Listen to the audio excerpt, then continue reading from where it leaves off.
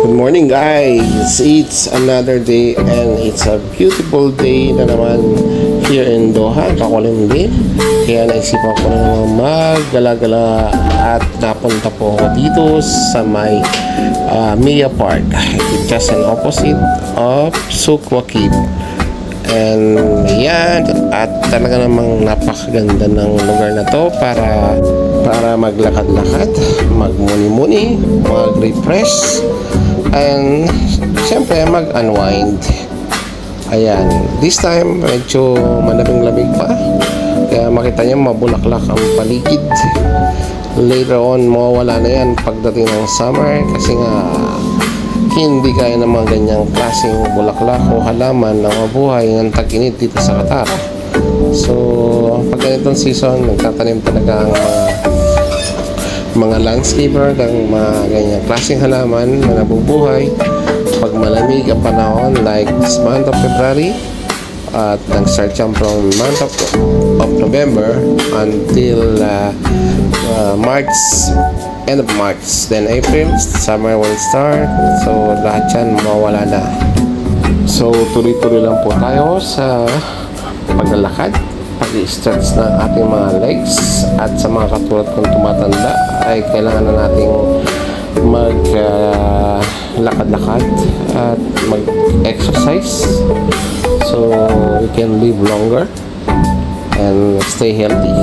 Ayan, nakikita nyo maraming ganyang klaseng pang-exercise dito sa ganitong lugar, sa mga park. Alas lahat ng park ng mga ganyan. So ayan, at makita nyo mga talagang napakaganda ng paligid dahil sa mga bulaklak na tinatanim na sa paligid. At madamo, yan nga pala, pinapakita ko sa inyo, yan ang Islamic Museum ng Qatar. Maganda, pupunta po ako dyan maya maya, at sa ngayon lakad-lakad muna tayo dito. Ayan, yung may mga tao naglalakad-lakad, mga turista. And medyo konti ang tao ngayon dahil siguro karamihan nahihimig pag sa pagtulog, dahil nga masarap matulog pagka medyo malamig ang panahon. Ako naman ay medyo na bored, kaya yan, hanap ng lugar like this. Malapit lang naman po yun sa titirahan ko. So para madagdagan din yung mga video ko for this month, for this year 2025. Kaya nag-iipon naman po ako ng mga video punta sa mga ganitong lugar, taking new shots. So baka may bago. Actually nakuha ko na yan last year and this year, not last year, siguro mga 2 years na rin. So this year I tried to take another video for this year. So baka may mga changes na. Seems na wala naman, pero at least makikita niyo yung mga ganyang klaseng shots. At talaga naman na ma-amaze ka. Kasi tinan mo, napakakalmado ng paligid, napakalinis, napakaganda ng dagat. At yun ang Westway, mga skyscraper buildings, at syempre yung Islamic Museum, Museum of Islamic Arts. Alright, so akyat tayo doon maya maya, at yan, ikot-ikot ko lang ang video hanggang kayo ay mahilo. Hindi po, joke lang. Sige, diretso lang tayo ng paglalakad. Meron din nga pala ditong bus stop and M315. So makikita yan ng mga taga-Doha kung sa aming mga station na gusto pumunta rito. Hanapin lang na yung bus number M315 to visit this place. Maraming nangingista dito. Ewan ko lang bakit ngayon wala. Siguro yung mga lasing. Joke lang po. Maraming nag-ano dyan, maraming namimingwit. At maraming na nahuhuli nila dyan ay danggit at bangus. At yun nakikita nyo yung bangka. They call it a towboat. Yan ang fishing boat ng Qatar. Mga sinaunang panahon, yan po ay ang ginagamit nila sa pangisda, at hanggang ngayon ay pinanatili nila yung ganyang mga bangka na makikita nyo around corniche para gamitin sa gamitin sa atraksyon ng mga bisita, ng mga turista, at pwede nyo po yung arkilahin o sakyan, lalo na pag Friday. Pwede ka sumakay dyan, nang babayad ka lang ng 10 real. At ngayon, ayan, nakarating na tayo dito sa bandang taas, kung saan makikita nyo na malapitan yung Islamic Museum. Lagi ako nabubul, Museum of Islamic Art. At from the top, you can see all the beautiful views from that cornice. So, yung mga dagat, yung mga bangka, at ang West Bay, part ng West Bay, at dito sa taas.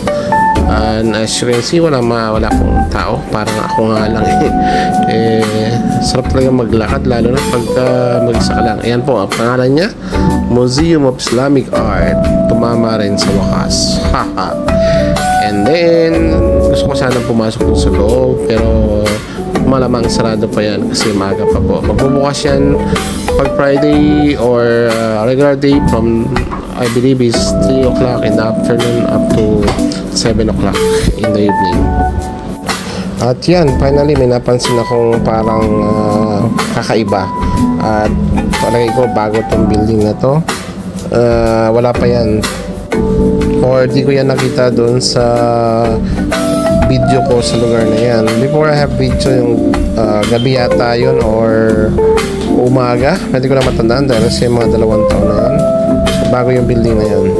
Ayun, doon ako naglakad-lakad dati. Napakaganda rin po doon sa lugar na yan. Next time, puntahan po natin yan para makita nyo rin. I think wala pa akong vlog doon, wala video. So next time, ayan, so let's continue walking around, sightseeing with such a beautiful place like this. Oh yeah. Oh yeah. Pasensya na po kayo kung ano nasasabi ko. Pag ganito ba naman kaganda yung makikita mo, talagang mapa-oh yeah ka na lang. And ayan, napaka-green ng tubig, napakalino, napakaganda, napakasarap maligo po sana. Siyempre, hindi pwede. Alright, someday pasok ulit ako dyan. Sana makapag-vlog din ako dyan sa loob. We will try next time. May mga picture kami dyan naka-upload sa Facebook account ko, pero those were the days. Napakatagal lang pong panahon na yun. Baka marami na rin nagbago o makikita sa loob ng museum na yan. So let's continue our journey on the top of Islamic Museum of... Ayan na naman ako, nagkakanta bulbul na naman. Basta dito sa taas, ayan, ang ano ba dapat pa sabihin, wala na akong masabi. Speechless na ako sa mga ganda na nakikita ko. I hope lang sana ay makarating din kayo dito to see this amazing, spectacular place like this, one of the tourist spot of Doha, Qatar. And this shot, you can see how beautiful it is.